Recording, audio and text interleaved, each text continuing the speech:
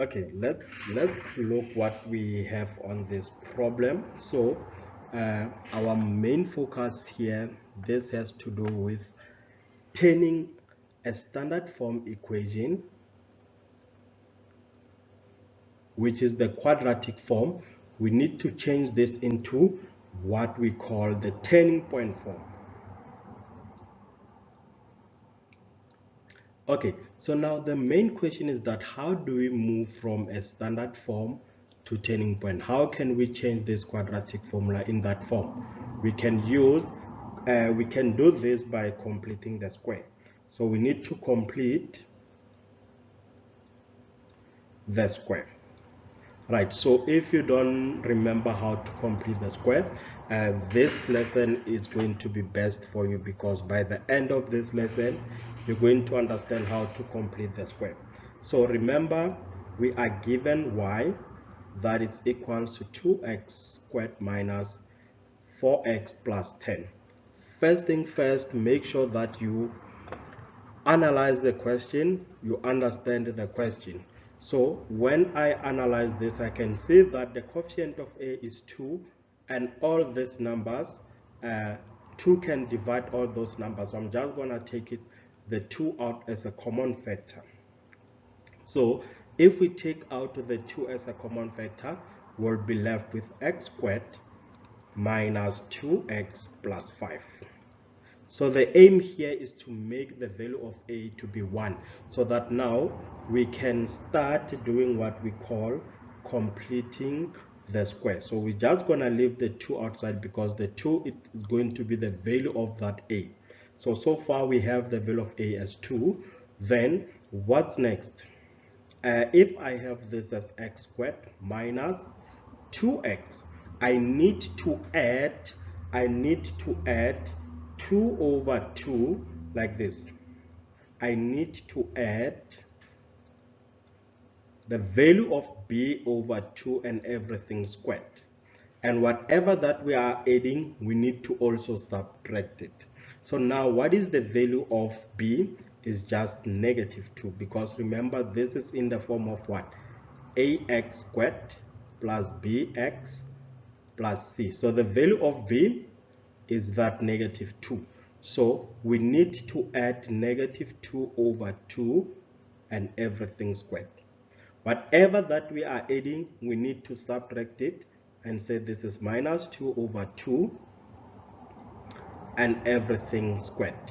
So now we still have that plus 5. I think everything now is good. We can just say, therefore, y is equals to 2. Inside the bracket, I still have x squared minus 2x. So this part here, I need you to work only the brackets, then leave the squared. When I say only the bracket, -2 divided by 2 is just -1. So I need you to write this as -1 squared. Then this one, you can just write it the way it is and say we're going to subtract -1 squared is just 1. So this is 1 plus 5. I hope this makes sense. The reason we left this is that I want us to use the difference of squares. I want us to use the difference of squares. So we can just find our final answer by saying that y is equals to 2. Then now this x and that -1, you put them inside the bracket, x minus 1, then everything will be squared. So everything will be squared, then -1 plus 4, this is just +4. So please pay attention, the 2 is multiplying everything inside that bracket. So your final answer is just 2 of x minus 1. This is squared, then 2 times 4 is just +8. So we've managed to change this from this form to the turning point form. So what is important with this? I'm sorry if I'm moving fast. The most important thing is for you to know that, okay, whatever that we added first, we're going to work only the brackets, which is minus 1, then we leave the squared outside so that we can group this x with whatever that we have inside the bracket. That was the trick. Yes, that was the trick. So now when you have it like this, it is in the turning point form. Now we know what is the value of a, we know what is the value of q, and this is how you complete the square.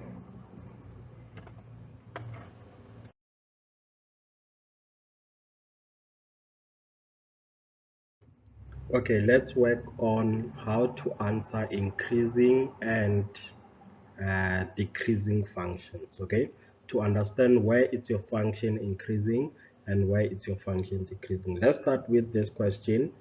For which values of x it's f at x greater than 0? Let's start with this one. Let's first answer where it's f at x greater or equals to 0. So now let's analyze what is the question saying, because it's very important for you to understand what is the question saying. So now they are asking you from where to where, from where to where. Look at your graph and tell me, where is this graph? Where is the graph above? Where is the graph above the ground? So we're going to call the x-axis the ground. Where is the graph above the ground? So look at this. This is my x-axis. Where is the graph above the ground? So if we highlight that part, we can see that it's from this point, that point. So it's above between those 2 points, right? So this is where the graph is above, and it's above when from -4 all the way to +1. And if we answer this, we can say x must be less than or equal to 1, greater or equals to -4, because it takes from this point going that direction, and it takes from this point going that direction. This is where your graph is what? Your graph is above the ground. So now when they say increasing, where is your graph increasing or decreasing is fine. So now remember, let's say if you walk along the x-axis, this is you're going to walk in that direction. You walk along the x-axis and you're going to walk in that direction. So if they ask you where is this graph increasing, it's going to increase the moment you start going up the slope. So at this point, somewhere here we have the point of axis of symmetry. This is where the concavity changes. This is where the concavity changes, and this is where you're going to start changing from negative to what? To from increasing to decreasing, but we'll work on that one. Now let's check where is f at x less than or equals to 0. So where is the graph for f at x less than or equals to 0? We are asking where is the graph below the ground? Where is the graph below the ground? So it's below from this point going down, it's below, and it's below from this point going down.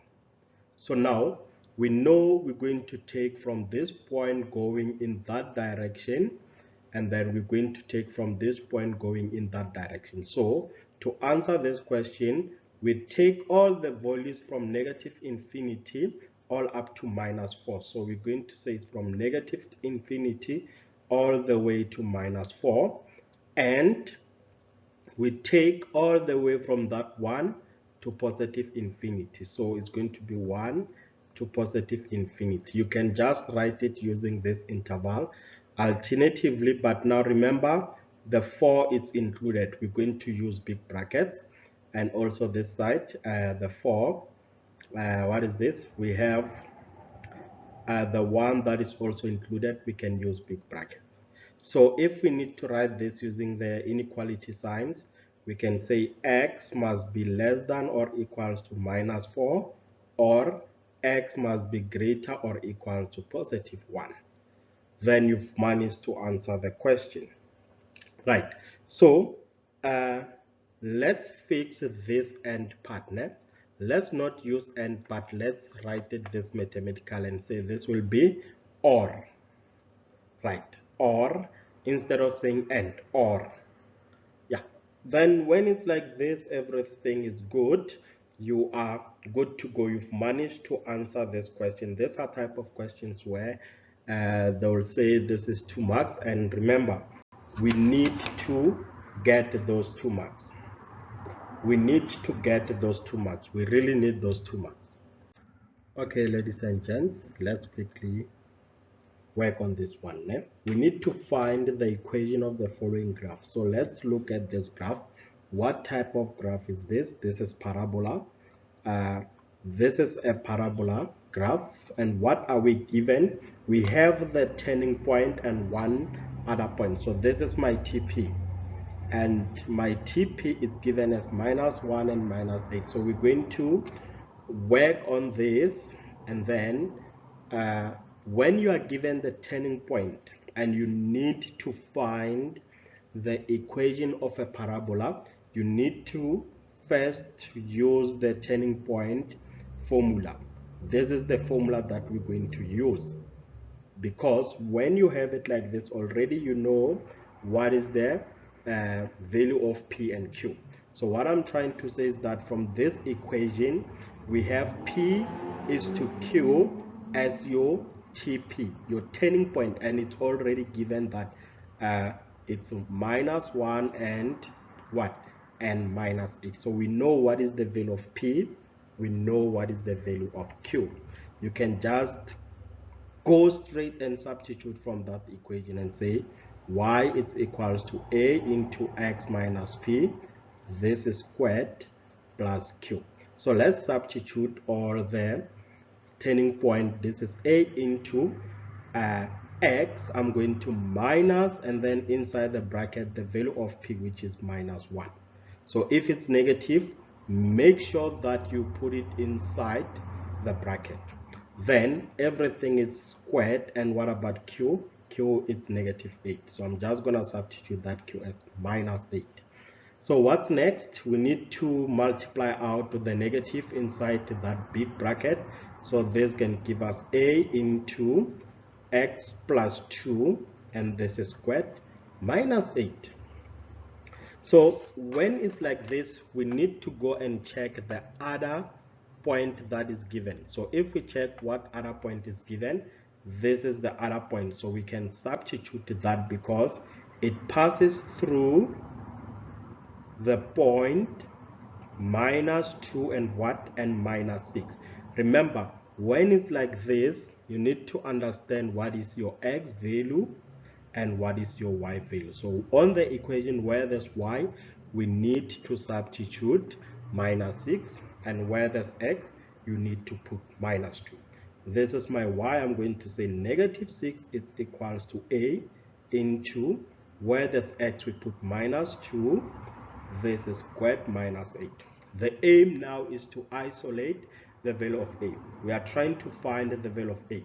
So this is the same as saying a inside the bracket. I just have -2 plus 2.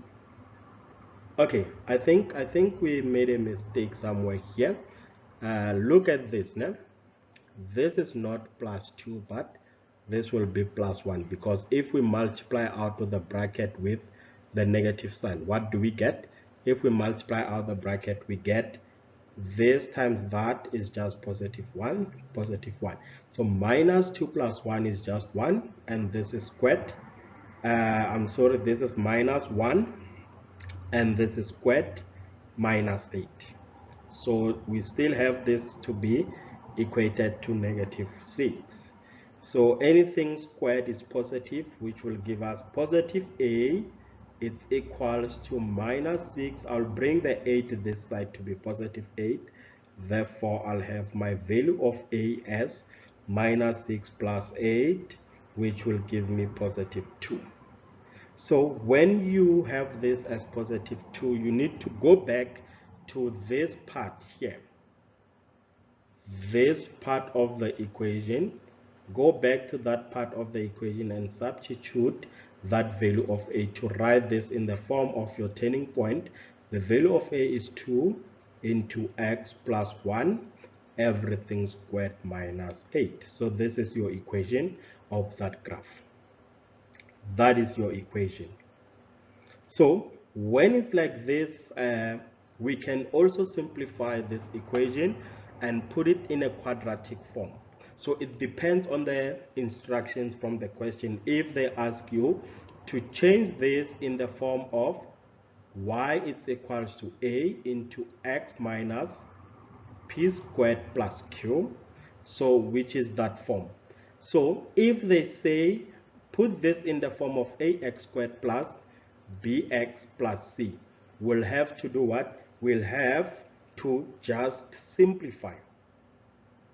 So if you want the equation in the standard form, you will have to just simplify. Okay, let's work on this. Let's try and simplify this equation. I have y to be equals to 2 into x plus 1, and this is squared minus 8. So let's say I need to simplify this guy. So first thing first, let's expand the bracket, the x plus 1 into the x plus 1. Let's expand. I still have the minus 8. Now we need to multiply out the bracket. This will give me x squared. We multiply using the FOIL method. So this is x squared plus 2x plus 1, close the bracket, minus 8. Then we need to multiply out the bracket with that 2. Let's see what we get. This is 2x squared plus 4x plus 2 minus 8. Do we have the like terms? Yes, we can add the like terms. So this will be 2x squared plus 4x minus 6. So this is our final equation, and it is in the standard form equation, and it is in the standard form. Okay, so this is how you find the equation of the graph. You can also change this from the turning point form to the quadratic form, which is the standard form. So that was the first question. So remember, let's write, this is the quadratic part. Let's rewrite our equation. We got this as 2 into x plus 1, and this is squared minus 8. Let's try and answer the following questions from this graph. Okay, let's work on the following question. Number 1, what is the axis of symmetry of this graph? What is the equation of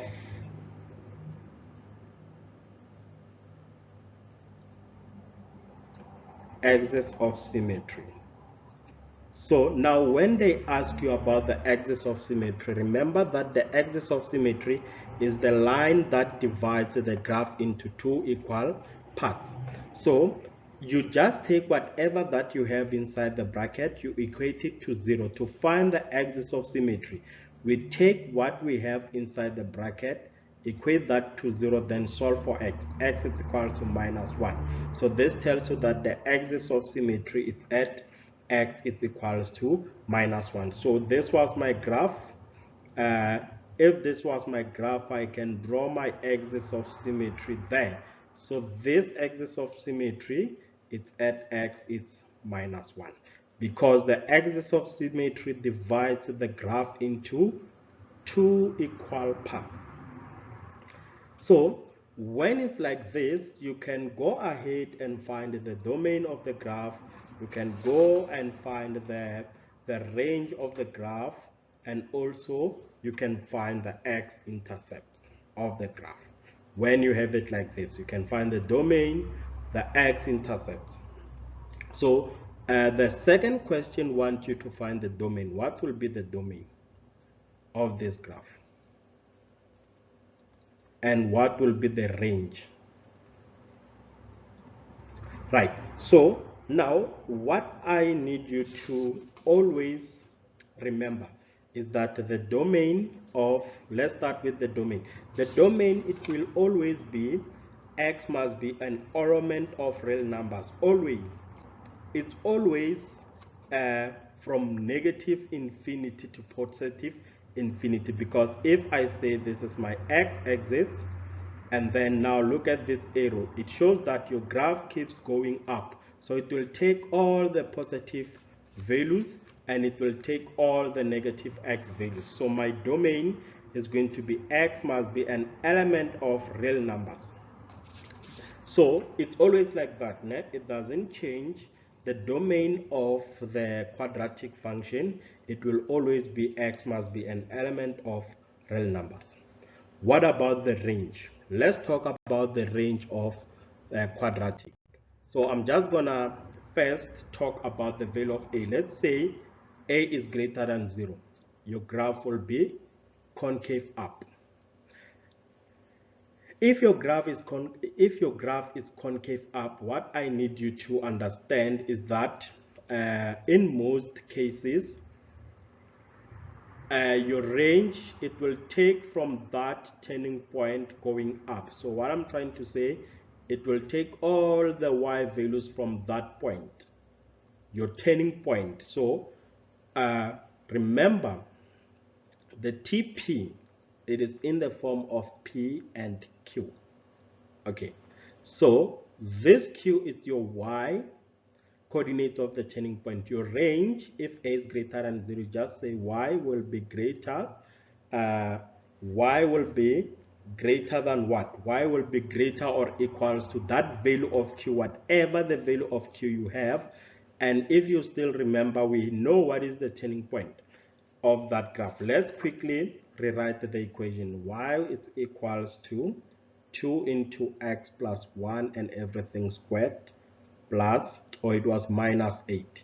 So now we set the turning point, it's minus 1 and minus 8. That was the turning point, which is, this is P and Q. So the range of this graph, y will be greater or equal to minus 8.